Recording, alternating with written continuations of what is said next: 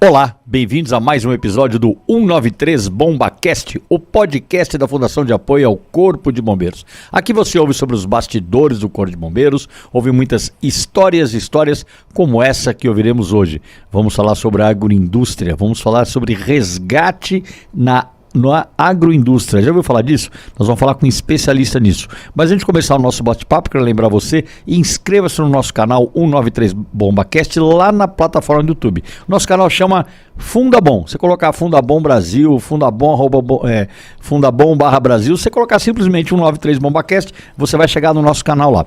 Mas não basta só você se inscrever, você tem que se inscrever no canal, você tem que curtir, comentar e compartilhar. É muito importante para que o algoritmo entenda a relevância dessa transmissão e continue fazendo o nosso canal crescer.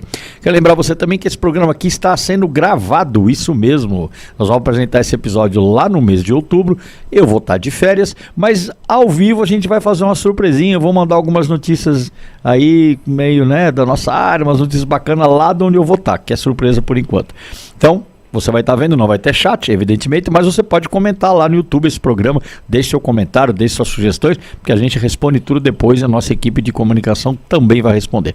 Lembrar você também que esse programa é transmitido, já disse, pelo YouTube e também ele é transmitido pela nossa rádio. Bota na tela aí, ô Miqueias, Rádio 193, a rádio de todos os bombeiros. Baixe o aplicativo Apple Store ou na Google Play, 24 horas de programação, boa música, informação, curta a nossa rádio lá.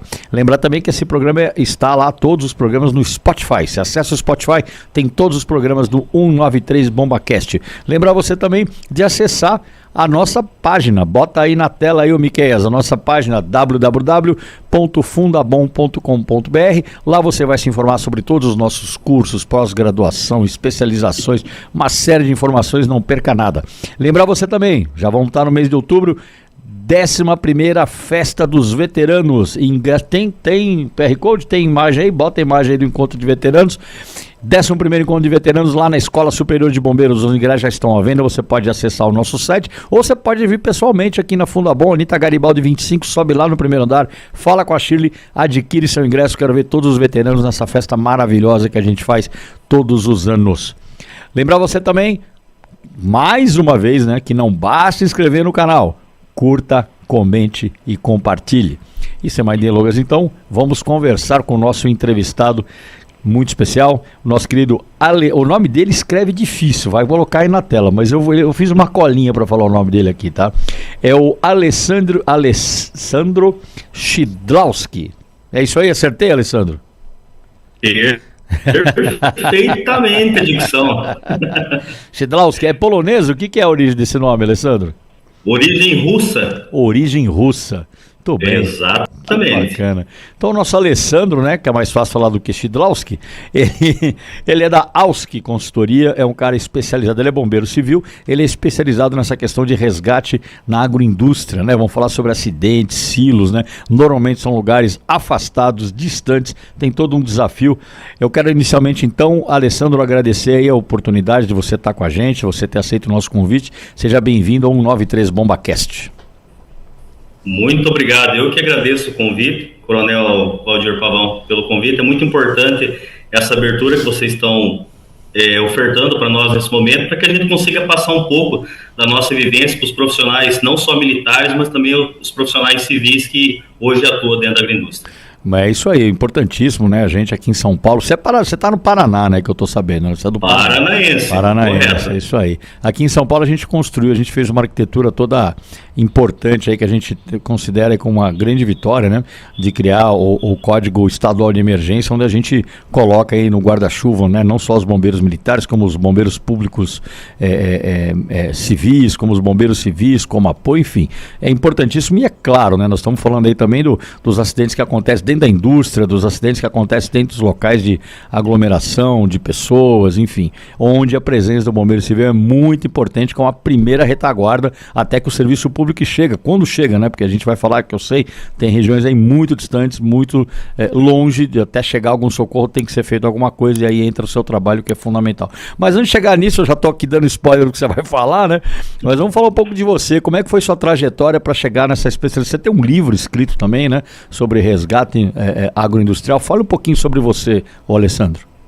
Excelente. Bom, Coronel, O início da minha carreira, então, foi no 26º Grupo de Artilharia de Campanha, em Guarapuava. Somos artilheiros, então. Artilheiros de campanha, com muita honra. Militares de alma raiada, fui também artilheiro. Exatamente.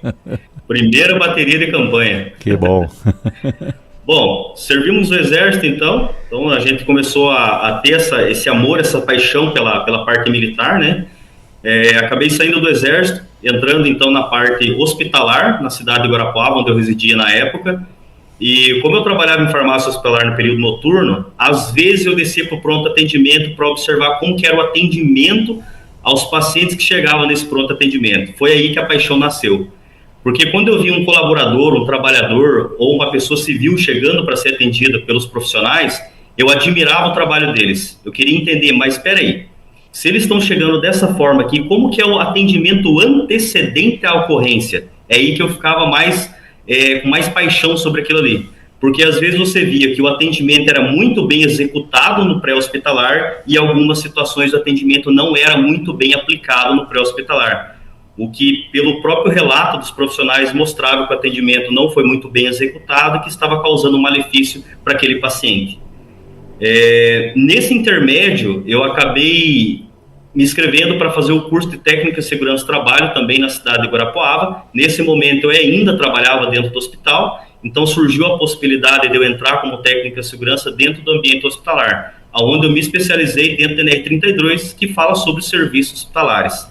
Nesse intermédio de tempo, acabei recebendo uma outra proposta de uma consultoria, onde abriu a minha mente sobre como que era a instrução andragógica para os trabalhadores, onde eu comecei a ter amor de verdade pela parte do resgate, onde eu comecei a me especializar. Nesse intermédio de tempo, acabei migrando para a agroindústria. Então, nesse intermédio de tempo todo, já faz 14 anos que eu estou na agroindústria. Observando bem como que essa agroindústria funciona, aí que eu comecei a me especializar mais ainda dentro das operações de resgate. Porque justamente como o senhor comentou, né, a demora do tempo do atendimento resposta dos órgãos públicos. Então demorava demais, dependendo da unidade chegar. Então acabei desenvolvendo alguns sistemas de procedimento para a gente poder diminuir esse tempo-resposta e criar algumas metodologias de trabalho. E hoje, com muito esforço, a gente consegue ser reconhecido como o primeiro especialista internacional em resgate agroindustrial do Brasil.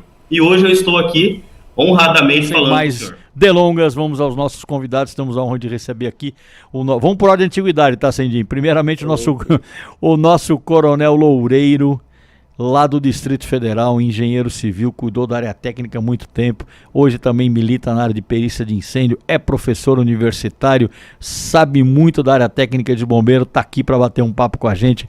Muito obrigado por ter aceito esse convite, bem-vindo ao 193 BombaCast, Loureiro.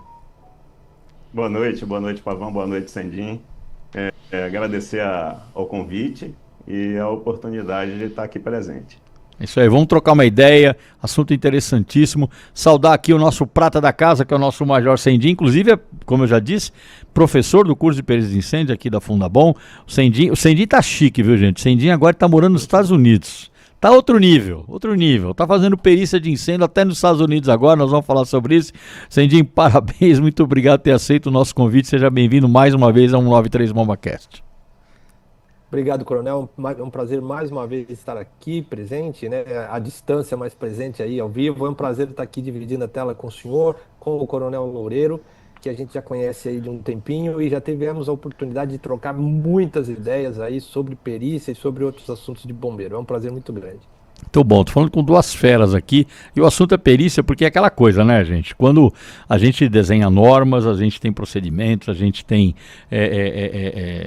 toda uma estrutura, né, para trabalhar na área preventiva, mas quando tudo dá errado, a gente quer entender o que aconteceu, né?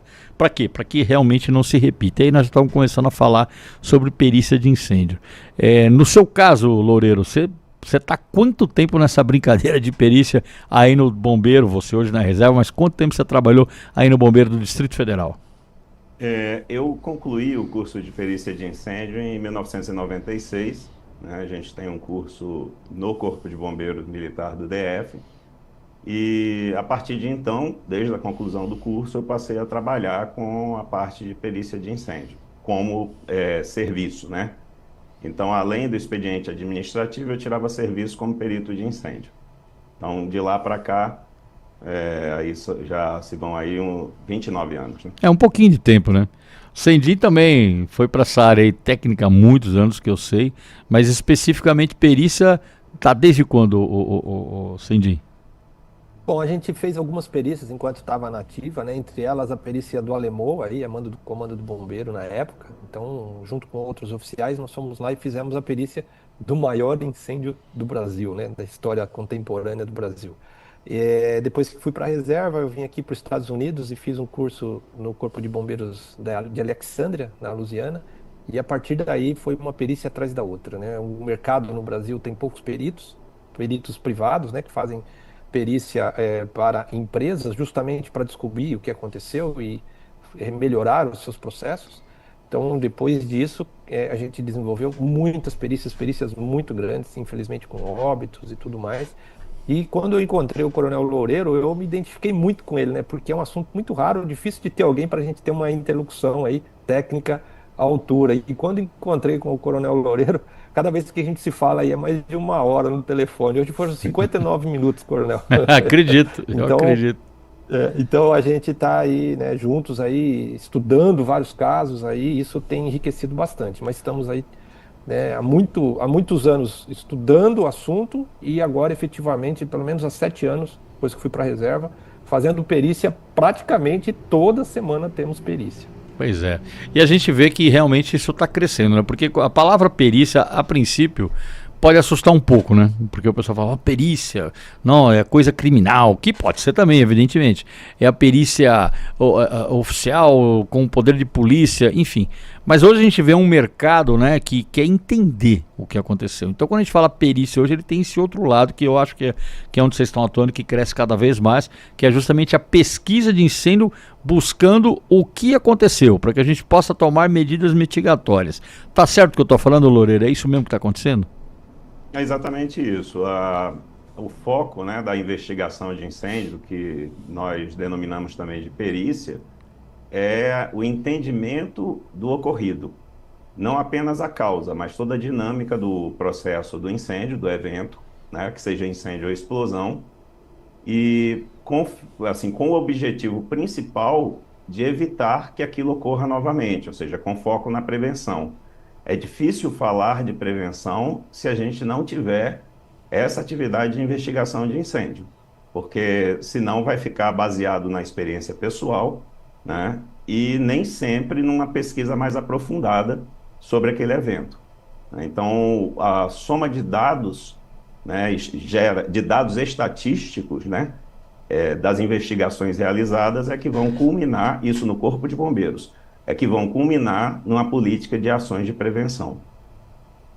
Ô Cendi, quais são essas coisas que você mais comumente pesquisa? Você chega lá num cenário onde houve um incêndio, um princípio de incêndio, não importa a dimensão, a perícia vai buscar o quê? Qual que é o enfoque principal quando você trabalha e faz uma perícia levantando causas? Por onde que essa história começa? Bom, a gente primeiro tem uma diferença, Coronel, muito grande entre o curso de perícia que eu fiz aqui nos Estados Unidos e o que eu atuo no Brasil hoje. Aqui nos Estados Unidos existe muito a perícia voltada ao aspecto criminal, né? Aqui tem um instituto de perícia que chama International Association of Arson Investigation. Arson é a palavra em inglês que indica incêndio criminoso. Então aqui o foco da perícia é muito na área criminal. E no Brasil, de todos esses casos que eu disse que investiguei já, né, que eu fiz a perícia, apenas um estava na justiça criminal e tinha um aspecto criminal. Outros houve também pessoas em óbito, né, mas não foi um acidente causado pela pessoa, foi um acidente, foi um caso acidental, né, e não provocado pelo homem. E um apenas foi criminoso, inclusive o réu estava preso e a perícia foi o que realmente mostrou a inocência do réu. Então, no Brasil, quando a gente chega para fazer a perícia, quem nos contrata normalmente é a empresa que sofreu o sinistro e quer saber o que aconteceu. Então, o foco maior, as perícias que eu mais gosto de fazer são com esse foco. Não é uma perícia ainda litigiosa, embora isso depois pode até eventualmente virar, né? Pode ter mais que um interessado, a pessoa morava no imóvel e o locatário é que provocou o dano, ou contratou um serviço para um evento e o prestador de serviço que causou o evento danoso, então pode haver um litígio depois. Mas a perícia mais científica, mais gostosa de fazer, é aquela que a gente vai, embora nunca é gostoso fazer esse serviço, né, porque houve um acidente, né, mas aquela que nos dá prazer como cientista, né, é quando a próprio contratante ele está a nosso favor, ele também quer saber o que aconteceu.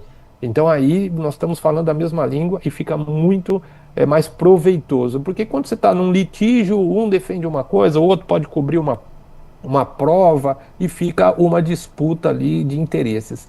E na realidade, perícia de incêndio ou investigação de incêndio é uma coisa científica, né? Os níveis de discussão que eu tenho com o Coronel Loureiro para a gente chegar num ponto comum é coisa de molecular às vezes, né? Hoje mesmo a gente estava discutindo ali um fio que entrou em combustão e a gente precisou estudar bem a fundo as amperagens que aquele fio deveria conduzir e etc. Então, tem vários aspectos, mas o que mais me atrai é fazer a perícia para a empresa ou a pessoa que sofreu o dano e quer entender o que aconteceu. Porque aí ela pode mudar aquele procedimento, mudar aquele modo aquele processo e não ter mais o incêndio. Eu acho que essa é a melhor vantagem da perícia. Além de nos ajudar a fazer isso que o Coronel Loureiro falou, que é fazer as normas. As normas devem ser baseadas nas estatísticas e nas perícias. Então nós temos poucos corpos de bombeiros no Brasil que têm uma perícia muito aprofundada e diretamente isso muda a legislação. Historicamente, eu participei por mais de 20 anos de comitês aí no Brasil, né? E a gente usa normas internacionais, a gente traduz normas internacionais para fazer as nossas normas no Brasil. Um caso, uma exceção que nós temos, muito importante para mostrar, fora os estados que fazem uma perícia mais profunda, é o que aconteceu com os veículos elétricos. O senhor acompanhou de perto, a Fundabom acompanhou de perto o trabalho que o Coronel Schroeder, né, o Major Ronaldo e vários outros profissionais tiveram. Coronel Cajati, amigo do nosso querido Coronel Loureiro aí de Brasília. Cajati, mesma turma. Mesma turma, né? O senhor acompanhou, está acompanhando o trabalho que eles estão fazendo para desenvolver uma norma correta em nível Brasil. Então, esse é o trabalho de desenvolvimento de norma. E o senhor há de convir que isso é inédito, né? É a primeira vez que a gente vê um trabalho tão profundo de perícia, de pesquisa, para poder desenvolver uma norma. Então, o principal, né, primeiro a gente busca resolver o problema daquele indivíduo que sofreu um incêndio, para que não repita, e num segundo momento, e muito mais importante, é mudar as regras para a sociedade, para que isso não aconteça em nenhum outro lugar. Em nenhum outro local. Claro, experiência que se compartilha e serve, logicamente, de benchmarking e de base para muitas coisas, não só daquela organização, como de outras, né?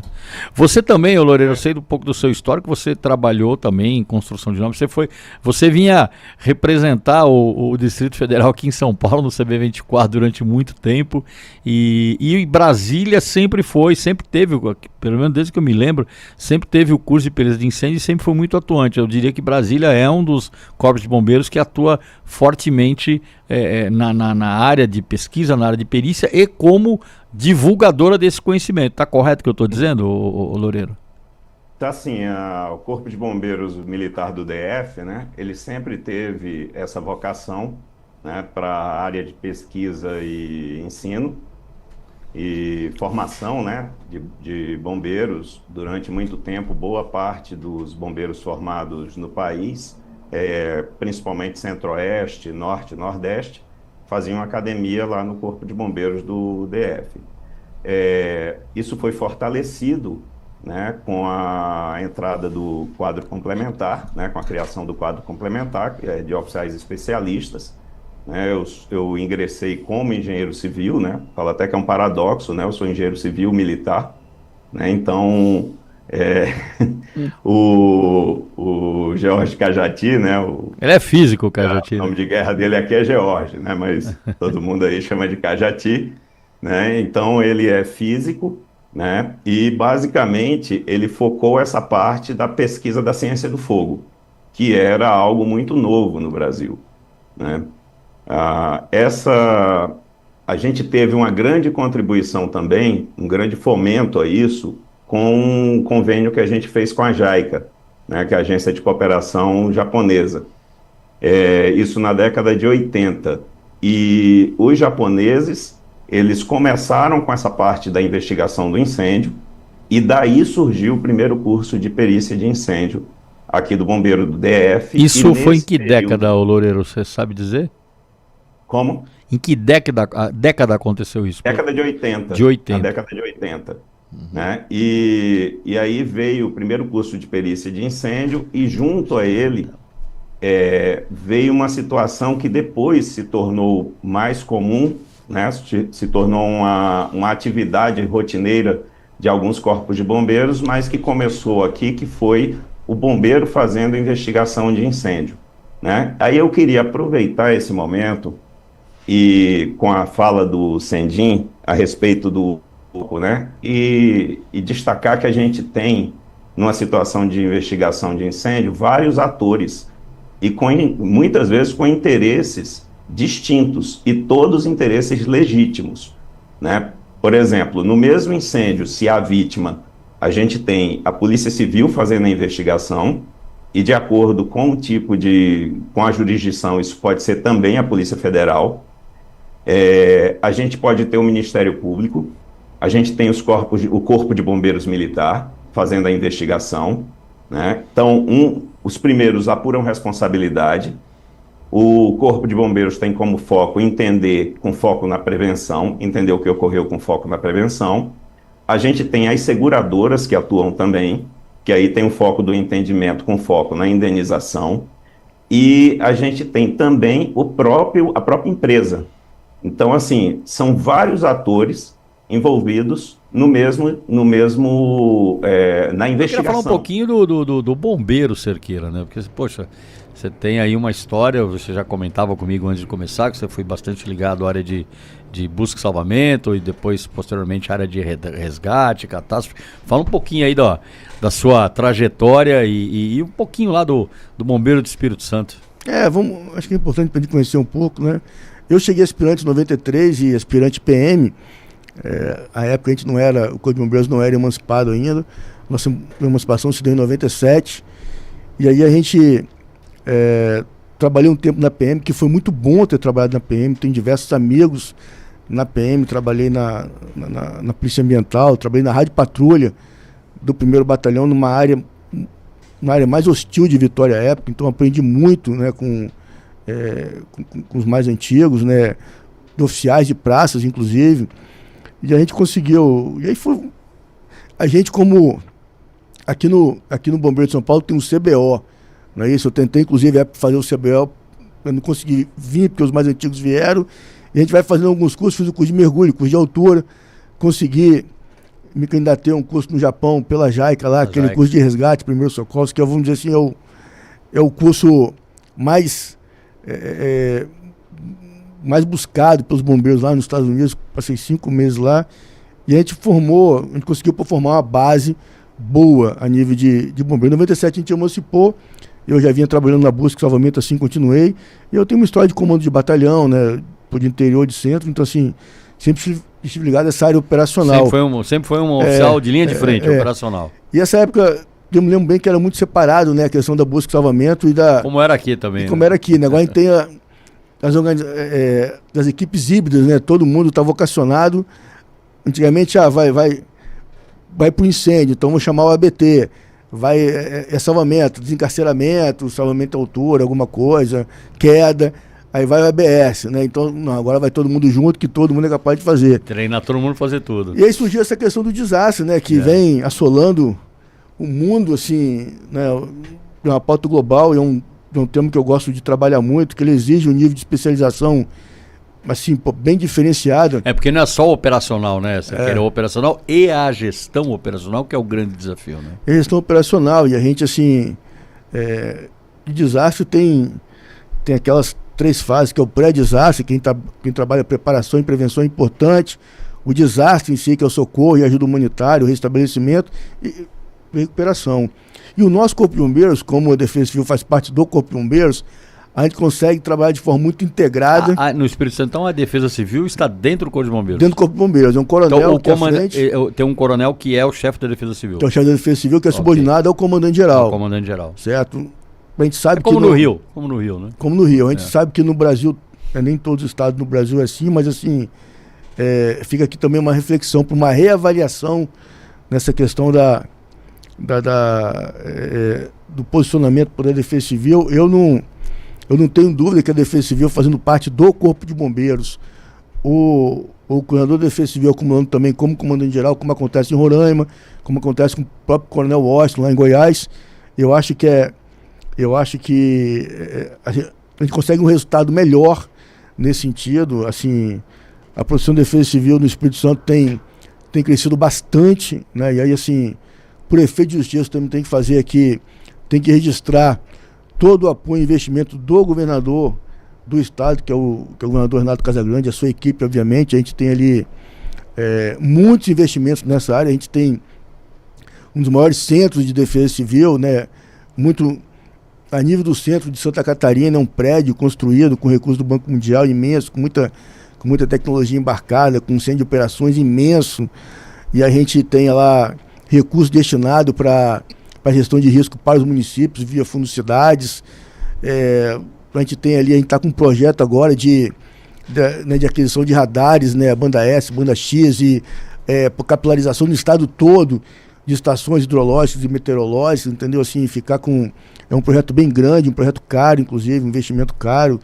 Então a gente tem avançado bastante. A gente sabe, o Espírito Santo realmente nos últimos anos fez um investimento massivo na área de defesa civil, e isso vai vai ao encontro do que você já falou, né? Que é justamente a fase preparatória, né? Que é aí que mora o segredo, né? Do enfrentamento porque as tragédias, as catástrofes vão vir, queiramos ou não, as tecnológicas, as climáticas, seja qual for, a questão está na preparação, né? Eu acho que assim, isso interessante, essa condição da defesa civil estar dentro do Corpo de Bombeiros, a gente consegue fazer essa interação maior com os municípios, de tal forma que a gente consegue trabalhar tão bem na época do desastre, mas também no pré-desastre. Nós temos ali um Fundo Cidades que dedica 200 milhões de reais por ano. Talvez esse valor aqui em São Paulo não seja um valor tão expressivo, não dá para comparar. Mas eu sei que para o estado é bastante coisa. Não dá para comparar São Paulo com o Espírito Santo, obviamente, mas para o Espírito Santo tem um valor muito grande que é investido por ano na construção de obras de risco que são apresentadas pelo município. Ou seja, o governo do estado repassa esse recurso via fundo a fundo. Quer dizer, não existe, eu não conheço algum estado que faça esse repasse para obras de gestão de risco dessa forma, né? A gente sabe que outros estados fazem na recuperação depois que aconteceu o desastre, na recuperação de pontes e de outros locais, entendeu? Então a gente tem crescido bastante nesse sentido. E eu quero fazer uma conexão aqui, Pavão, assim, como os corpos de bombeiros têm crescido bastante a nível nacional por conta desse tema. Pois eu já dei o gancho para você. Isso é inegável, né, Cerqueira? Foi criado o RESPAD, né, e foi montada uma portaria pela Secretaria Nacional de Segurança, né, que é um projeto que trabalha com resposta a desastres. Nós fizemos o primeiro curso agora do RESPAD, e o Brasil começou a perceber que esses incêndios florestais têm que ser tratados como desastres, como existe lá no Código Brasil de Desastres, no COBRAD. Isso em duas classificações, uma que fala sobre a questão da estiagem, outra que fala sobre a questão de incêndios florestais. A gente vê realmente a decretação das situações de emergências ou estado de calamidade pública. Na questão da chuva também, a gente vê como é que todo o sistema, né, porque é o Sistema Nacional de Proteção e Defesa Civil, então o governo federal e estados estão percebendo isso.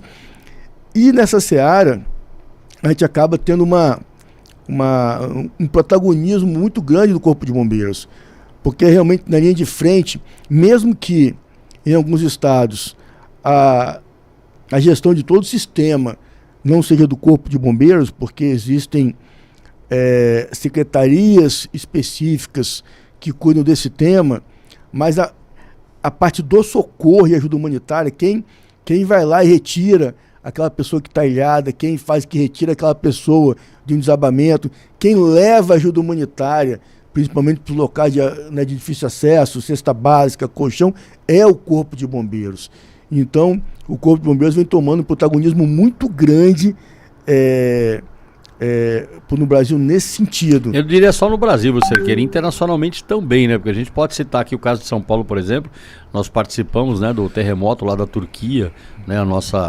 Nós fomos lá também. Vocês foram também. E agora, mais recentemente, a gente teve aí a questão do Insarag, né? Do credenciamento. Isso. Enfim, é uma marcha, né? Que começou, não foi agora, né? Isso, as coisas não acontecem de uma hora para outra. Eu cito novamente. E nem é um coelho que sai da cartola. Não é um coelho que sai da cartola, é difícil. É um processo longo. Tem energia, transpiração. E passa comando e às vezes você não termina e vem o outro, tem que continuar. E eu acho que você está coberto de razão no que você está falando. Eu vejo assim, viu, Cerqueira? Eu corroboro com o seu pensamento. Se a gente olhar 10 anos para trás, olhar agora, a gente consegue enxergar o caminho, né? Como é que a gente chegou até aqui, e essa projeção que o bombeiro tem em nível nacional, muito ligado, que não era, né, ao desastre internacional, é uma realidade hoje. E assim, essa é uma agenda que vem assim, tirando o sono de vários gestores.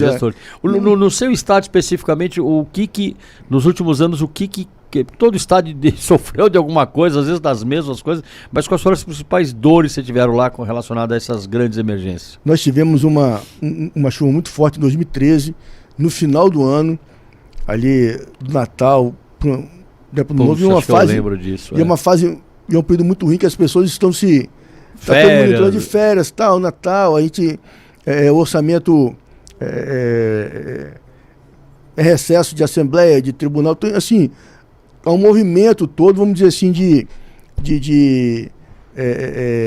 preparação para o ano seguinte. E a gente teve esse desastre lá, foram dos 78 municípios, 55 municípios com declaração de situação normal ou estado de calamidade, situação de emergência, mais de 60 mil entre desalojados e desabrigados, e foi muito... emergências climáticas, né? O governo federal esteve lá, a presidenta, né, Dilma, na época, ela sobrevoou, esteve lá. Nós tivemos ação da aeronáutica, da marinha, já para ter uma ideia, a aeronáutica montou uma base aérea lá com uma torre, né, para gerenciar as aeronaves, diversas aeronaves das Forças Armadas lá por sobrevoando, certo? E aí nós tivemos aí, porque assim o desastre ele acontece todo ano agora. Todo ano, pois né? Eu ia completar seu pensamento. E a imprevisibilidade. E a gente só fica sabendo. A gente só fica sabendo dos maiores agora, mas tem acontecido todo ano. Não, viu o que aconteceu agora, acabou de acontecer no Rio Grande do Sul, em Santa Catarina, pô. E aí a gente teve depois em 2020 Iconha, mas o Pavão Iconha ficou cenário de guerra. Quando a gente chegou assim de madrugada, teve uma lá foi o que? Lá foi uma cabeça d'água, choveu muito, aí veio uma cabeça d'água, né? Porque a gente tem ali o Espírito Santo, assim como o Rio, ele tem a faixa do litoral que é baixa, serra, né? E tem a serra quando desce ali, choveu muito, vai formando aquela água que tem água que choveu no local e água que escoou das montanhas. Então você aumenta muito o volume dos rios e choveu. Mas assim, prédio é carro em cima de castanheira, carro em cima de telhado, parecia que é um cenário de guerra. Cenário de guerra que a gente vê.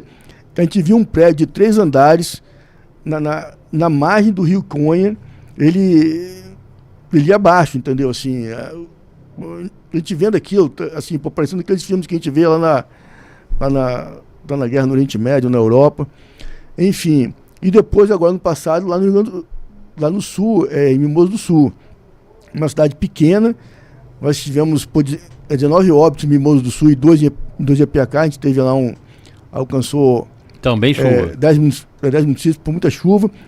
Para você ter uma ideia, você fazendo uma relação per capita com o Rio Grande do Sul, a gente teve mais óbitos lá em Mimoso do Sul do que no Rio Grande do Sul. A gente pegar a quantidade de óbitos, dividir pela população.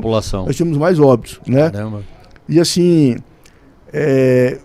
disso tudo, né, vem assim, fazendo com que as autoridades cada vez mais elas se preocupem. E aí vai um alerta aqui, eu acho que não deve ser só no estado, mas no Brasil todo, os municípios, porque a própria lei, a 2.608, que é a Política Nacional de Proteção e Defesa Civil, ela fala lá no artigo 6º, que fala sobre o governo federal e fala sobre o apoio que é suplementar, o do estado, o artigo 7º é complementar, mas realmente quem faz a defesa civil é o município, que é o que está acontecendo ali. Então é importante que vai um alerta para quem estiver nos ouvindo, os municípios têm que se estruturarem Roberto, melhor. Bom, 86, 87, o ano que você chega na Casa Verde foi 88, 89, por aí? 87. Você já estava na Casa Verde em 87? Já, eu cumpri 4 meses de estágio no policiamento e depois, quando fui pro GBS, fiquei na 24x24, que antigamente fazia isso. Um dia no AS e um dia no área do GBS, que era uma correria danada, né? Corri Coronel Santos, que era tenente na época, toda aquela rapaziada lá. Calimã. Aliás, minha primeira ocorrência de salvamento foi um cavalo embaixo do Aricanduva. Você, por que você está falando de cavalo, falando o nome do Calimã? Não, porque ele que me... Abraço, Calimã. É. O apelido dele era... E a gente perdeu o grande parceiro dele Isso, recentemente, o Bahia. Tenente Bahia, né? Isso. Que também era o cavalo, né? Também. E a gente ressente muito. A família do Bahia, um beijo no coração. Os a gente já filhos falou. também. O Bahia foi meu filhos do instrutor lá no Bahirzinho. primeiro GBS. E Eu o fiz Calimã escola que lá. tá aí, né, Calimã? Ele falou corrente de cavalo, falou de você, não sei porquê não, cara. Não, porque ele é o rei do cavalo. Dessa época de chegando lá na Casa Verde, me conta uma ocorrência, não das mais recentes, mas daquela época lá, porque as coisas foram mudando, recursos, dificuldades. Conta aí alguma que te marcou. Uma que me marcou muito, logo começando, eu corri com o irmão do Boneges, O o Soares. Soares. Isso. Ele Já veio aqui, já. Ele substituiu o Cruz. Santo Cruz, conhece o Santo Cruz? Claro, O Jacaré? lógico. Jacaré. Então, o Jacaré ele era o titular, mas naquele dia tava coisa. Foi uma criança em poço. O que aconteceu? A gente, de manhã tem o confirmo material, né? Tirou o material pra fora, tava colocando. Você, agora eu entendi o sentido, né? Você era da guarnição de AS, que era do GBS, isso. que ficava na Casa Verde. Isso, porque lógico. antigamente era assim. Sem salvamento. Salvamento. E aí nós estávamos conferindo o material e tocou essa ocorrência de criança com vida em poço. Aí rapidinho a gente tentou colocar, quando jogou o equipamento dentro e saiu. Chegou lá, a criança estava jogada no poço, o Soares amarramos aquele cabo de sisal, antigamente usava corda de sisal, descemos a corda de sisal, ele já se amarrou, deu aquele nó de cadeira, nós descemos ele lá, ele pegou a criança, tentou ressuscitar, mas a criança estava muitas horas lá, acabou falecendo. Ele ficou, que a gente era recruta, né? Tinha eu mais 2 recrutas na condição dele. Ele veio pra cima de mim e já me comeu, porque antigamente era assim, né? Era pau. E aí uma dessas ocorrências me marcou bastante. Depois disso, o que eu fazia? Ele mesmo me falou, você confere e guarda. Confere e guarda, entendeu? Porque aí, se der ocorrência, você já está com o material já disposto, acabou. Eu levei isso para minha vida. Tenho certeza disso. Não tem como, né? Marca muito, Marca, né? uma criança. Você sabe, eu já falei isso aqui no podcast, acho que mais de uma vez já. Eu me lembro perfeitamente da primeira ocorrência com criança que eu atendi. Eu tinha acabado de me formar no CBO e uma tragédia e tal, e marca, né? Porque não adianta, né? A gente é fortão. Aliás, o bombeiro ele é um ser humano, né? A gente pode na hora ali fazer um papel que a gente faz, né? A gente desempenha, mas quando a gente sai, né? Depois tem que ter o suporte familiar, tem que ter o suporte do cara lá de cima, porque senão a gente não para de pé. Concorda comigo, doutora? Totalmente. A gente se coloca no lugar da vítima, sempre. Você sente o que a vítima está sentindo, você se envolve muito. E com criança não é diferente, né? Você se envolve sentimentalmente. Sabe qual que é a vantagem do bombeiro? Que o bombeiro ele é muito técnico, ele sabe o que tem que fazer. Então ele consegue, na hora, separar um pouquinho. Ele segura o reggae do sentimento e fala, não, eu preciso fazer alguma coisa. Mas depois, quando acaba a ocorrência, sem dúvida nenhuma que aquele peso vem, né? E vem. Então, comigo aconteceu com uns fatos curiosos, às vezes não era nem no mesmo dia, às vezes era em outro dia. Eu mandei mais algumas fotos aí pra você mandar pra ele. Tem mais aqui, ó, Miqueias, novas. Pixe, tem um monte. Tem umas boas, umas branco e preto muito boas, que tem uma história boa aí. Você tá passando aí já, ô Miqueias, ou não? Tá baixando ainda, tá bom, daqui a pouco começa a rolar aí. Já vi se você mandou agora. É o Zorro. É o Zorro, legal. Olha, eu quero fazer uma referência aqui a outros bombeiros, né, que trabalharam lá na Casa Verde, são muitos, né? Alguns eu tentei trazer o Peter, mas o Peter não pôde vir. Não consegui falar com o Milton. Mas vocês são toda essa geração, dessa galera aí do Posto Casa Verde, né? Exatamente. Fala alguns nomes famosos lá da Casa Verde. Nossa, a gente teve muita gente. Tem o Peter, tem o Milton. O Milton, ele trabalhou comigo na moto, né? Eu já o Era conheci, teu parceiro da moto, né? Eu lembro muito. Eu vi ele fazendo coisas extraordinárias. Trabalhou com ele aqui na guarnição também, foi da guarnição dele também. Mas assim, o Milton era um cara diferenciado, fora da caixinha. Pena que eu não consegui. Mas ele vai vir. Não, senhor, ele fazia Milton, você tá me devendo, Milton, você tem que vir aqui. Ele fazia coisas inimagináveis. Ele foge até do Hospital das Clínicas. É verdade. Não, eu fui acompanhar ele lá porque no incêndio do memorial, né? Eu também estive lá. E eu dei a sorte de não ficar internado. Por quê? Porque eu não entrei no talão, eu cheguei depois. Caramba. Porque se eu tivesse entrado no talão, eu teria ficado internado também junto com ele. Junto com o Oberão, vamos falar disso. Junto com a galera lá, né? E ele saiu fora lá do HC. Saiu com a roupa e tudo. Com a roupa e tudo. Saiu pelado. Eu vou embora, eu não vou ficar aqui não. Pegou um táxi e ó. Eu tenho muito carinho por ele. É um baita cara. Tenho muito carinho, devo muito a ele, porque ele sempre me ajudou, sempre foi um puta de um parceiro. O Milton é bombeiro raiz. Quem? O Milton é bombeiro raiz. É bombeiro raiz. Mas eu tô aqui de frente, 2 bombeiros raiz. Gente, você não tem ideia quanta pergunta tá chegando aqui. Vou começar já, hein? Pode perguntar, vamos lá. Luciana Nunes. Oi, Dutra, já estou aqui, eterna gratidão. Dutra é fera. Você conhece? Nossa. A Luciana Nunes foi uma pessoa que botou sentido na minha carreira de bombeiro, que assim, me acendeu, né? Uma das primeiras ocorrências que eu atendi. Isso eu tenho que contar. Conta, velho. Tá aqui pra contar a história, né, Robertão? Isso eu tenho que contar. Eu tava dirigindo a USA, né? Tinha acabado de chegar na USA e a gente foi numa ferragem ali na Marquês de São Vicente. Um carro lá bateu, tinha umas 7 vítimas. Todas no mesmo carro. Uma delas foi projetada, né? Aí a gente chegou lá e todo mundo grave, fratura de fêmur, e todo mundo empenhado. E tava o salvamento, tava o área, tava a USA, resgate. Tinha pouco bombeiro para muita vítima, então todo mundo empenhado. E eu olhei num canto assim, porque a vítima tinha sido projetada, e tinha um corpo coberto por jornal, né? Porque era muito comum isso nessa época, Sim, né? Isso foi em 94. A pessoa morreu, você tampava com o jornal, colocava uns tijolinhos do lado, né? Isso. E ficava lá, né? E aí eu perguntei para um civil que estava lá, o que aconteceu? Ele falou, não, aquela já era. Aquela já era. Aí eu falei, deixa eu dar uma olhada. Fui lá, quando eu tirei o jornal, falei, acho que já era mesmo. Cabeça aberta, decepou o dedo, várias fraturas, o cérebro exposto. Eu falei, caramba, acho que já era. Só que, lembra que eu falei anteriormente, a gente não esquece que tem que fazer alguma coisa. Eu falei, peraí, deixa eu verificar as vias aéreas. Eu liberei as vias aéreas dela, ela respirou. Aí deu até um pânico, falou, putz, ela tá viva. Aí chamei um médico, veio o médico, a equipe, a gente começou a imobilizar ela, entubou ela, e ela foi pro hospital.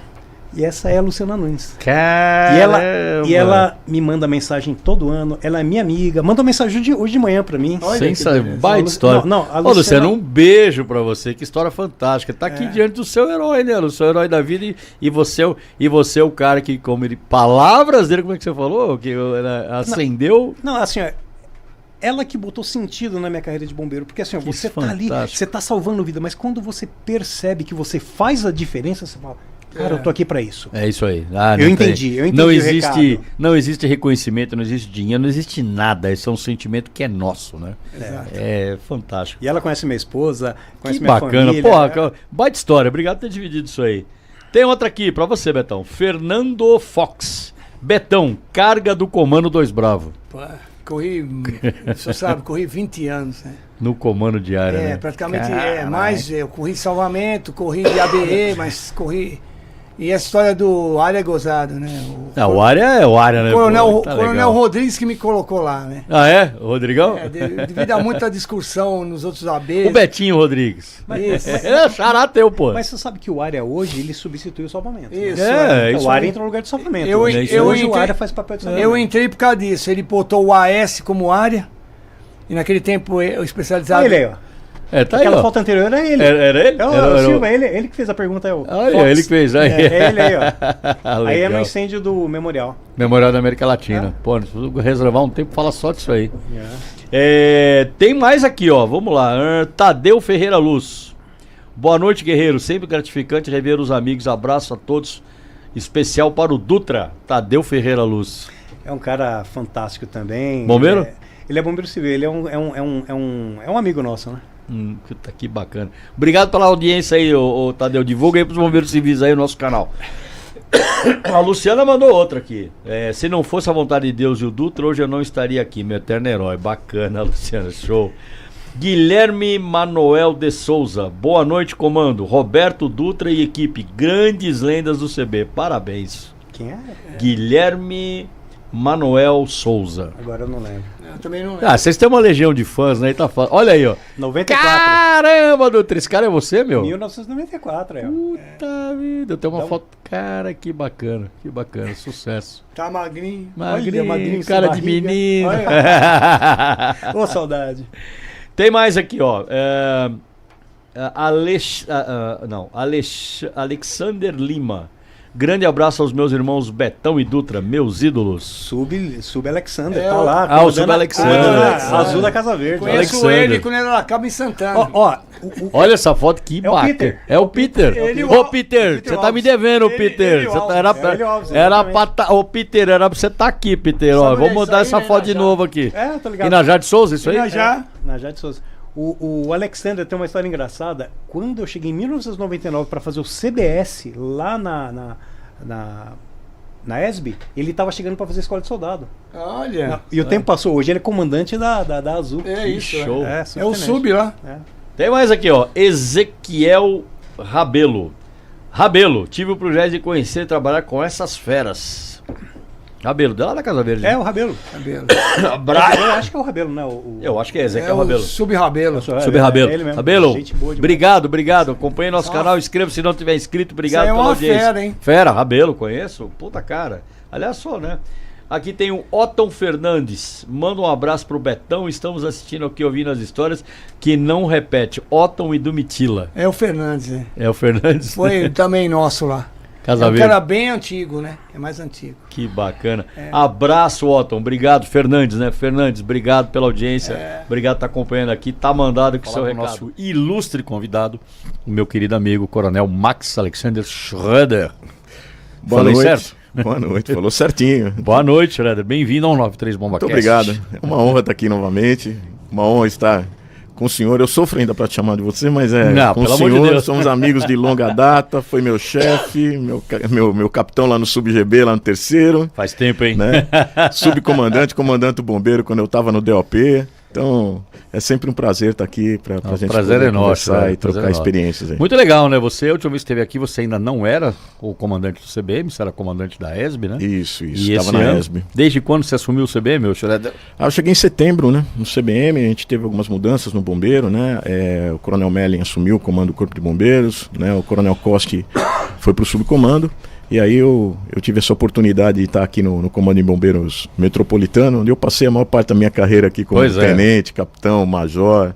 Foi aqui no CBM, né? O CBM, eu digo o seguinte, é um mini bombeiro, né? Quer dizer, é uma parte operacional, né? Fundamental do bombeiro, né? Pra gente estar aí na região metropolitana. Quer dizer, tudo que acontece no bombeiro, de uma forma geral no estado, se replica, né? De uma Sim. intensidade muito forte no CBM, né?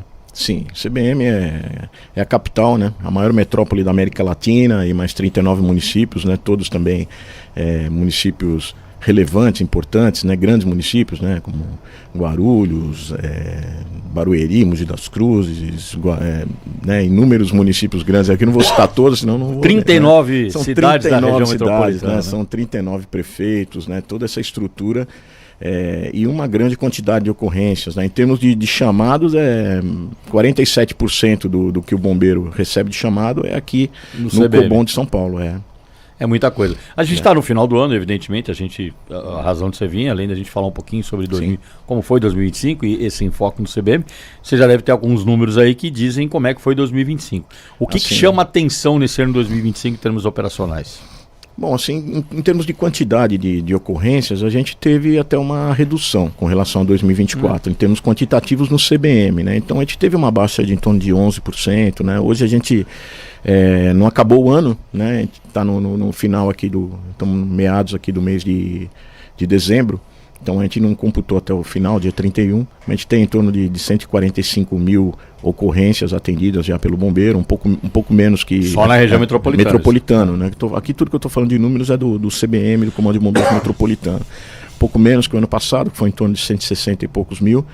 Então esse número ele também se reflete na quantidade de incêndios, também diminuiu proporcionalmente, né? A gente tem hoje cerca de 12% a menos do que o ano passado. Dá para entender mais ou menos o que aconteceu ou é uma variação normal?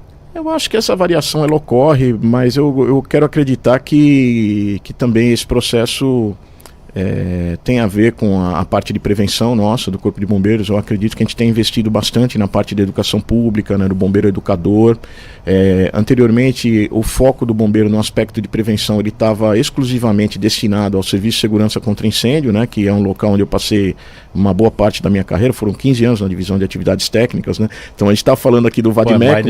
Eu estava olhando aqui, eu estava pensando aqui com meus botões, poxa, quando eu era o chefe do DSPCI, né, Departamento de Segurança e Prevenção contra Incêndio, eu trabalhei, né, na minuta do decreto. A gente participou de todas as alterações, né, e das instruções técnicas que agora estão aí figurando. Então é um trabalho que foi feito aí poucos anos atrás, né, 2, 3 anos atrás, e que é vinculado ao quê? A parte de prevenção.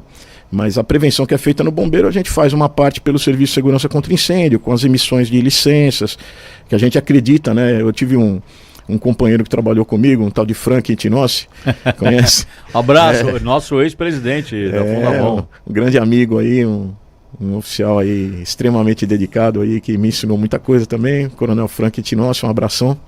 E ele falava que local que tem AVCB não pega fogo, né?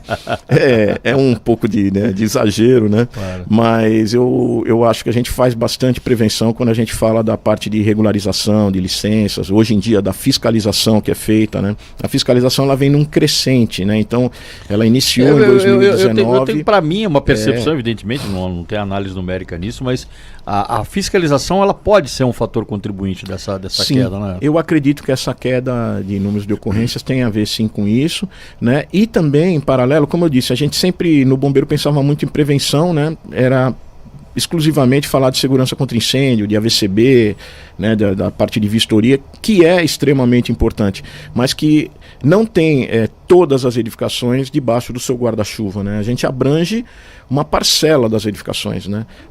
A parcela das edificações que estão regulares, a parcela das edificações que são comerciais, ou são de indústria, ou depósito, né, de locais de reunião de público, que necessitam da licença. E para ter a licença precisam estar com sistemas ok, precisam ter rotas de fuga adequadas, muitas delas têm que fazer um treinamento de brigada de incêndio. Então isso também, o próprio treinamento de brigada, ele tem um efeito preventivo, né, de educação também para quem participa da brigada de incêndio. Então eu vejo que esse é um aspecto que é muito positivo, mas não é o único, porque fora desse contexto, nós temos as residências unifamiliares, nós temos as residências, as habitações precárias e aquilo que está fora do sistema do Serviço de Segurança contra Incêndio, né? Essas edificações, eu acredito que a gente tem investido muito nos últimos anos, e eu tive essa sensação de uma forma bem clara quando eu estive no Departamento Operacional do Bombeiro, né, no DOP, que é a evolução da parte de educação pública, né, do serviço, do trabalho que é feito do bombeiro na escola, etc. Então eu vejo que... É um conjunto de coisas, né, que vão caminhando. Sim. Mas o próprio desenvolvimento da sociedade, e na medida em que o bombeiro acompanha isso, com atualização de normas, com atividades educacionais, como você falou, com a própria fiscalização, vai acabar em algum momento refletindo em números. Vai. E a gente tem feito também um trabalho forte, se a gente acompanhar o trabalho realizado pelo próprio gabinete do comando, na parte, né, de mídias sociais. Então hoje nós passamos uma mensagem de prevenção, de cuidados, que antigamente era exclusivamente a entrega de folhetos, né, muitas vezes em locais de reunião de público. Impacta muito mais, né? Atinge hoje, muito mais gente. Ela atinge muito mais gente, né? Os vídeos são assistidos, são interessantes, né? Conversam com a realidade atual da nossa sociedade, com os jovens que conseguem assistir. Paralelo a isso, tem esse programa que é o Bombeiro na Escola, onde a gente leva o bombeiro até lá, né? Que é exemplo do ProERD que a gente tem, que é um programa que é um sucesso na Polícia Militar. A gente também vai até a escola, consegue passar essas informações de segurança, e a criança ela aprende e também, de certa forma, ela multiplica essa preocupação com a segurança também na sua casa. Então, projeto esse que conta com o apoio total da Fundabom, você sabe disso, porque a propriedade intelectual, a proteção da propriedade intelectual desse projeto é nossa aqui da Fundação. Tá, a gente faz com muito prazer. Tá, né? Lá o nosso Faísca, lá sempre patrocinado pela Fundabom, lá vários Faíscas espalhados por aí, né? Com o apoio da Fundabom, né? Não, já nos procuraram aí para agora recente, né? De uma nova tiragem, né? Do material, a gente já está trabalhando nisso, né? Eu acho, Schroeder, sem sombra de dúvida, a atividade educacional, ela é o grande desafio, né? O grande investimento que seja o bombeiro, seja a fundação, seja o próprio Estado, tem que fazer. Porque Sim. a gente vai estar aí os números, né? Até o resultado. Eu vejo que o nosso trabalho, né, o bombeiro, né, a premissa maior, a gente tem várias definições, várias formas de descrever a nossa missão ao longo dos anos, né, mas a prioridade é o que? A preservação da vida. E também, obviamente, do meio ambiente e do patrimônio. Né, isso é inexorável. Só que nós não conseguimos fazer isso apenas com atendimento, com a pronta resposta operacional. Essa é a parte divertida, digamos assim, né? Que a Me gente perdoem, gosta, né? né? Eu sei que as pessoas talvez não achem tão divertida. Mas pra gente, né? Eu sempre uso essa expressão que tá na canção do bombeiro, que a gente fala que a sirene nos apraz, né? Então o bombeiro médio, ele gosta, né? Bombeiro médio não, o bombeiro básico, mais recruta, ele no mundo, ele gosta da sirene, ele gosta de ser acionado, ele gosta de ir pra viatura, né? De atender a ocorrência, de ajudar as pessoas, de ter histórias para contar, né? De recordar de momentos importantes onde ele foi decisivo. Então, sem dúvida, isso é o que mais nos alimenta, assim, em termos de trabalho, né, de satisfação. No entanto, os nossos recursos são limitados. Né? A população ela continua crescendo, os riscos eles vão mudando. Nós temos novos riscos, né? Esse ano foi um ano onde a gente estudou novos riscos, a questão das baterias de lítio, né, de acidentes, né, envolvendo veículos elétricos, etc. Que a gente discutiu bastante esse tema. Tivemos esse tema pautou boa parte do ano aí, né? Sim, né? A gente teve aí tocando vários assuntos aí. Depois, se quiser, a gente pode voltar a falar desse tema, né? Para que a gente não pule direto, né? Mas eu acho que tudo isso faz com que a gente tenha que buscar opções fora da caixinha para reduzir realmente a quantidade de ocorrências. A sirene nos apraz, mas se ela tocar menos, melhor. O nosso bombeiro, que, como eu disse, a gente é limitado em termos de recursos, a gente não consegue dobrar o número de bombeiros do dia para a noite, não consegue ampliar a quantidade de viaturas de uma hora para outra, né? A gente tem um recurso limitado, a população está crescendo e os riscos podem estar mudando. Então, esse trabalho de prevenção, de diminuir as ocorrências, ele é fundamental.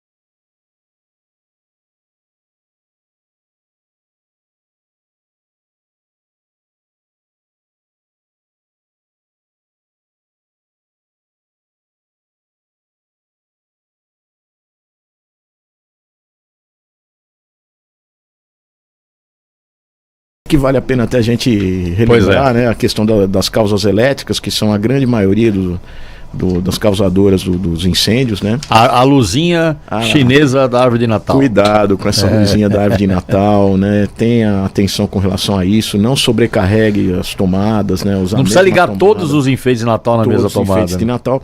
Infelizmente, a gente tem várias tragédias que ocorreram nessa época em função, né, de luz de Natal, né? Eu me recordo sempre uma lá no Tatuapé, inclusive, próximo da Rua Itapura, lá onde, né, era uma família que eu conhecia e teve um incêndio justamente na árvore de Natal, era um sobrado, né?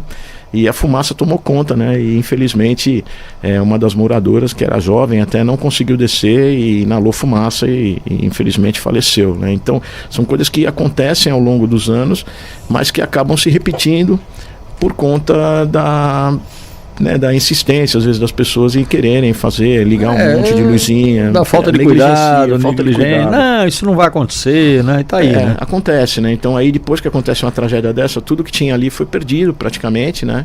E hoje em dia, os materiais que a gente tem dentro de um apartamento, de uma casa... Pois é isso aí. Carga de combustão. Né? Pois é, a gente muito é da época... plástico, né? Muito plástico. A gente é da época que dentro de casa tinha madeira, papel e tecido. Exatamente. Né? Hoje não. Praticamente hoje não. Tudo é plástico, é polímero, né? Então a fumaça é diferente, a queima é diferente. Hoje o acabamento, que antigamente era de gesso, hoje é polímero.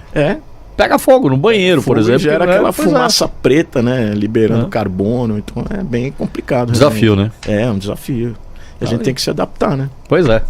Vamos falar... Bom, obrigado, Xurado. Vamos falar agora sobre o nosso Giro Brasil. Solta aí a nossa vinheta, Miquel, do Giro Brasil.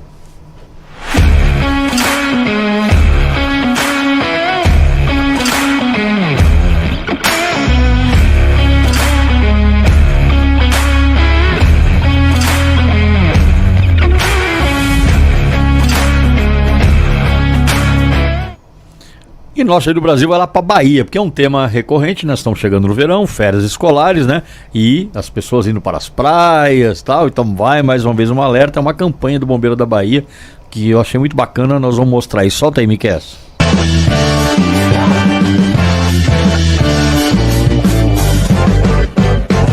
Esse simulado, ele demonstrou, dentro de uma prática, como funciona toda a mecânica de um afogado. Então, esse veículo, né, que é uma moto aquática, e pelo seu poder e sua forma de uma resposta rápida, ela é lançada o resgatista e ele vai fazer uma abordagem onde ele vai poder levar ao lugar seguro. Esse tipo de atendimento com moto aquática, geralmente o que é que ocorre? A pessoa que vai fazer a abordagem, que são o resgatista, aquele que vai ser lançado ao mar, ele estabiliza e ele vai dar um outro retorno para poder fazer o saque rápido dessa vítima de afogamento, e aí ele vai direcionar, e sempre direcionando para o lugar mais seguro. É o meio mais rápido que nós temos assim em relação a uma resposta. Pois é, você vê que hoje moto aquática para o salvamento marítimo, principalmente, né, de afogado, amplamente. Aqui eles usam bastante, já aqui a gente usa há também, muitos anos. Na Guarapiranga, tudo. Mas você vê, muda o estado, mas a questão é a mesma, né? Quer dizer, se não teve os devidos cuidados, né? Tem a questão do álcool que nós já falamos, água no umbigo, sinal de perigo, vai lá o bombeiro com a sua moto aquática para ter que fazer o resgate. Fazer o resgate, Olha, parabéns aí o Bombeiro da Bahia, né? Pela iniciativa, pela iniciativa, né? Pelo uso de equipamentos aí como de ponta, como a gente usa em São Paulo e vários estados usam também. Parabéns aí, desejamos sorte aí aos bombeiros da Bahia e mais esse desafio aí que é mais uma operação verão aí do ano 2025-2026. Parabéns. E da Bahia nós vamos para onde? Nós vamos para Itália, né? Vamos aí para o nosso Giro Mundo. Solta aí a vinheta do Giro Mundo.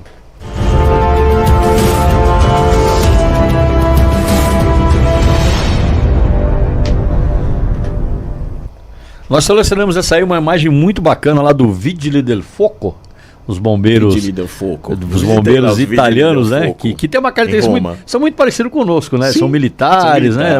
Uma estética muito parecida com a nossa. E lá eles, né? Muito cristãos, né? Eles têm algumas coisas muito bacanas, e uma dessa daí agora, final do ano, é uma cerimônia tradicional lá na Piazza di Spagna.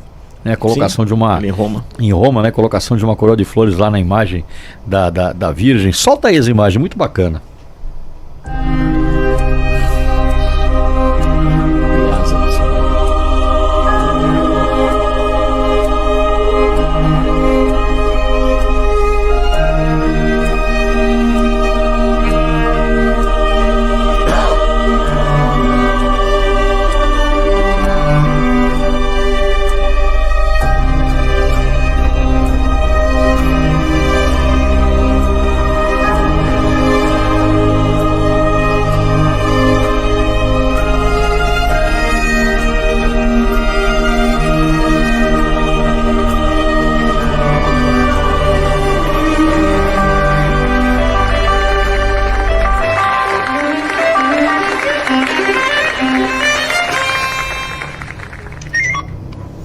Muito bacana, né? Muito legal. Eu vi um monte de antigão lá, mas acho que sobrou pro recruta.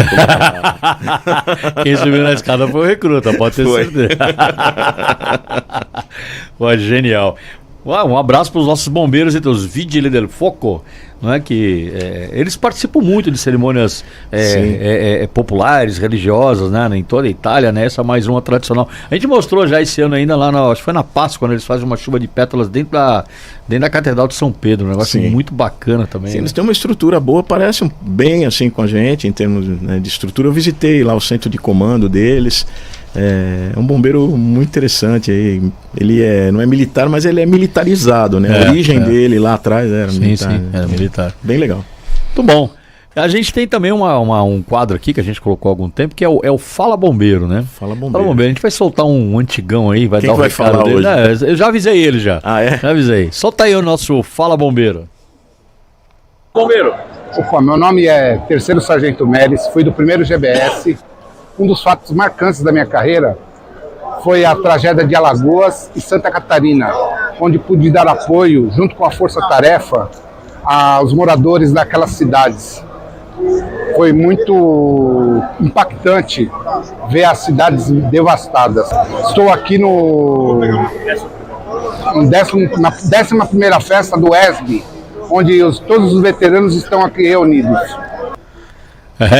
Você conheceu, você lembra do Meres, não? Lembro dele. Meres, grande cara. Bom, avisei que você ia sair hoje. Divisa diária, né? O primeiro pro terceiro, a gente sempre atende ocorrência no lugar. Que nem essa daí do domingo aí, tinha o pessoal do terceiro predominantemente, mas tinha o GAED, tinha primeiro, tinha segundo, né? Então a gente acaba interagindo bastante aí dentro dos GBs. Você vê, a gente tá ali, ele abordou duas coisas que já fazem bastante tempo, né? Que foi a Alagoas, né? E Santa Catarina. Eu tava me lembrando que isso foi no ano 2008, 2009, né? Nossa, faz tempo, já estamos quase 20 anos dessa história aí. 2009. Fui capitão em 2009. Pois é. Um abraço, Meres, abraço a você, todos os veteranos aí que construíram a história do bombeiro, e tem muita história para contar, né? Pô, que papo bom, Schroeder. Tô legal. Gostando. Pra mim é sempre um prazer estar aqui.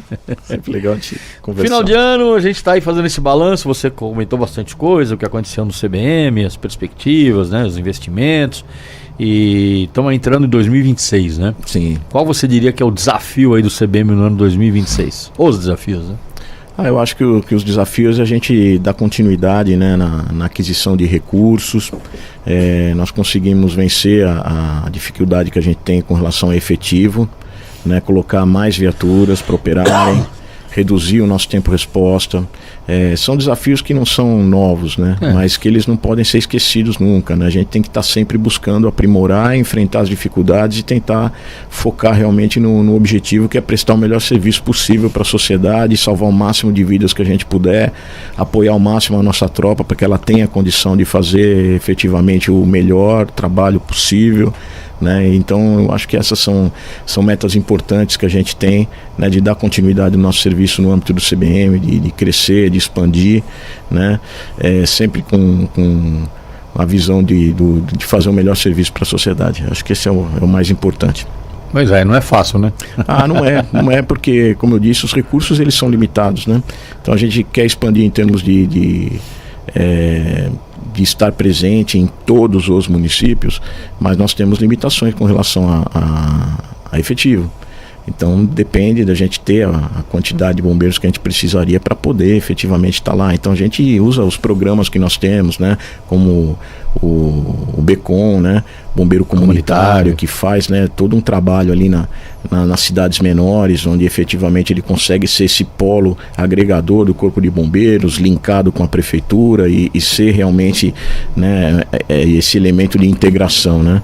Mas obviamente que a gente faz a cobertura de todo o estado, mas a gente quer cada vez chegar mais rápido, numa melhor condição e atender melhor a sociedade. Então para isso a gente tem que ter um esforço muito grande, um planejamento muito bem elaborado para que a gente possa suprir as deficiências que a gente tem, ou se planejar, né, para o desgaste dos recursos que nós temos, né? Então uma viatura ela vai durar um determinado tempo, né? Não adianta eu querer comprar na hora que ela quebrar, eu tenho que comprar antes, né? Então isso vale para todos os equipamentos, os recursos, e a gente faz isso, né? Mas realmente é desafiador. Desafiador. Bom, Schroeder, eu agradeço a sua participação mais uma vez. Sempre que você chama, você vem, sempre você traz novidades, traz assuntos de muito interesse, você tem um discurso muito bacana.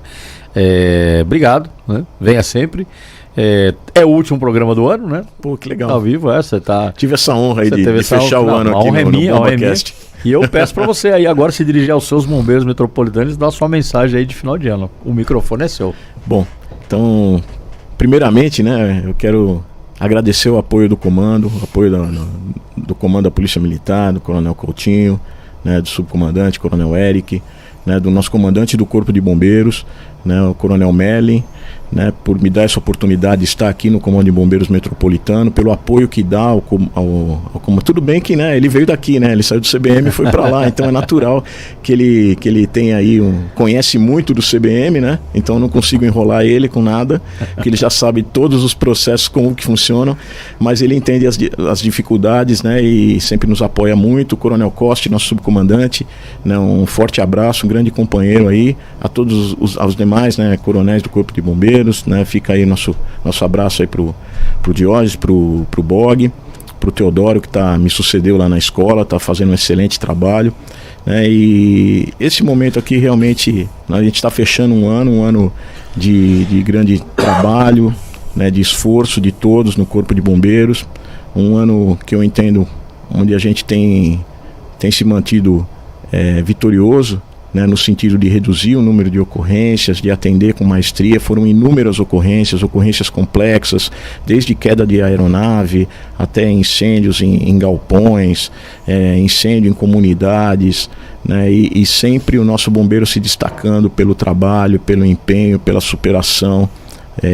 Então aqui o meu agradecimento, né, a todos os componentes do CBM, a todos os bravos heróis do fogo no nosso Comando de Bombeiros Metropolitano. Para mim é uma honra, né, estar aí compondo essa equipe, a testa dessa equipe, e eu desejo aí um feliz Natal para todos vocês, para todos os familiares, né, e um ano de 2026 que seja ainda mais proveitoso, que a gente possa progredir ainda mais na nossa missão do Corpo de Bombeiros, né, e para todos aí de uma maneira geral eu gostaria de mandar aí realmente, né, esse Feliz Natal, esse desejo aí que nós tenhamos aí um 2026 maravilhoso para todos nós, com muita saúde, com muitas realizações, né, e que a gente possa estar aqui novamente aqui no BombaCast em outras ocasiões falando de outros assuntos, né, assuntos, né, que são prazerosos para a gente discutir sobre bombeiro.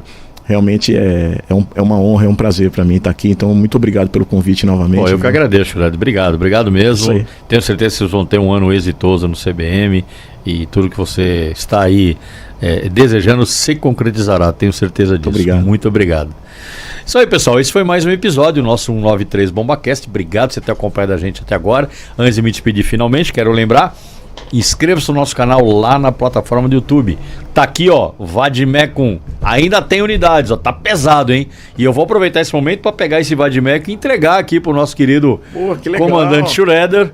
Passa as suas mãos aqui um exemplar do nosso Vadmecum. Na verdade, eu tô devolvendo, né? Porque muito do que tá aqui, ó, tem a lavra, né, do nosso querido Coronel Schroeder. Muito obrigado pela sua contribuição. Nada mais honroso para mim do que entregar para você a edição do novo Vadmecum. Obrigado. E você que tá assistindo a gente, ó, vai atrás do seu, ainda tem algumas unidades, entra aí no site da Fundabom. Dá para colocar na tela aí, Miquel? Já tá na tela, tem aí como você faz para adquirir o seu Vadmecum, atualização das normas, legislações e itens. Tem mais um recadinho que eu preciso dar, tá aqui, ó, um produto da nossa Fundabom que tá fazendo muito sucesso, que é a Salamandra.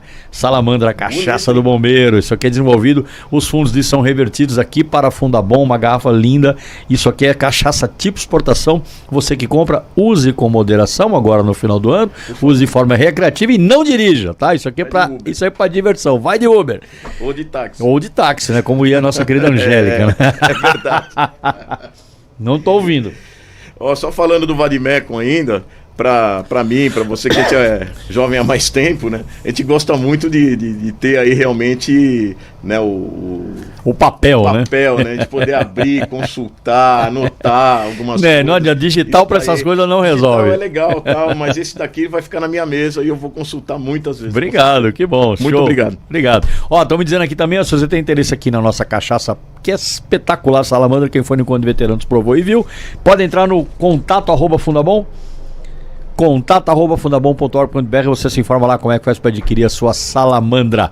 Muito obrigado pela sua audiência, eu quero agradecer a todos. O Pichoxó tá mandando um abraço aqui, salve o pessoal, um grande abraço. O Pichoxó, que é da nossa técnica, tá longe. Obrigado, Pichoxó, obrigado pela parceria esse ano. Agradecer também a Rô, que tá na técnica hoje, que é a esposa do Pichoxó. Agradecer ao nosso querido Miqueias, que também fez as vezes aqui hoje. Aí minha mulher já tá gritando, eu, claro, meu amor, Cris, a Cristiane, que faz a nossa pauta, tá dando tchauzinho. Obrigado, Cris, beijo. Obrigado a todos da Fundabom, que tenham todos um excelente 2026, Feliz Natal a todos. Agradecer ao Martinho, a Gambale, a Beatriz, toda a equipe da Fundabom, o Wagner Mora. São poucas pessoas que fazem muita coisa para que tudo isso aqui possa acontecer, tá? Muito obrigado, a gente se vê em 2026. Continue seguindo o nosso canal, continue divulgando, senta o dedo, divulga esse episódio. Muito obrigado, nos vemos em janeiro de 26. Até lá.